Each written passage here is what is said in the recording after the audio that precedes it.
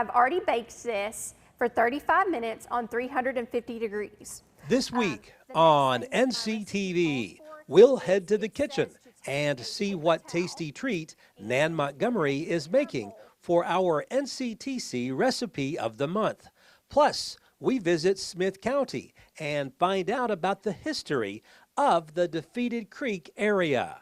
You can watch both each day at 6:30 in the morning and at 12:30 in the afternoon. You can also tune in at 5 and 9 on Monday and Wednesday evenings. Only on NCTV, your best source for local stories about local people.